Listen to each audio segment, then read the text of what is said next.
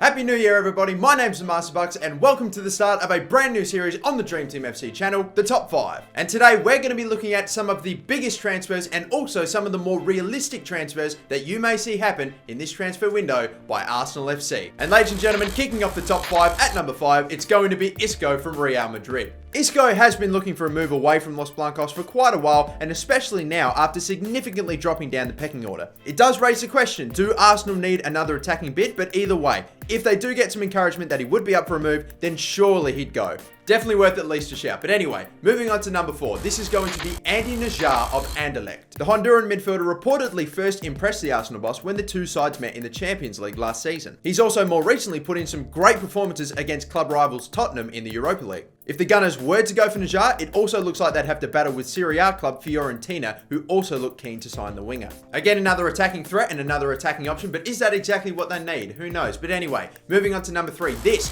is definitely a player that could fit in a role that is desperately needed for Arsenal, and this is number 3, Victor Wanyama of Southampton. The Kenyan has been linked with a move away from St. Mary's for quite a while, but this may just be the window in which it happens. He recently squared up to the Arsenal side not long ago and was completely dominant in his team's 4-0 win over them only a couple of weeks ago. It was a heck of an audition and have maybe potentially opened up the eyes of Arsene Wenger as to how badly Arsenal could do with that big physical midfielder. We all know how well off Arsenal could be with a player like Wanyama, but anyway, moving on to number 2, and this is going to be the in-form Mexican goal-scoring machine that is Javier Hernandez of Bayer Leverkusen. As in-form as Giroud may be right about now, it certainly wouldn't hurt for Arsenal to maybe have an extra goal threat at their disposal. The fact that he'd be ineligible to play for them in the Champions League may, however, risk the sale. Then again, they did get drawn against Barcelona in the round of 16, so what's missing 2 games anyway?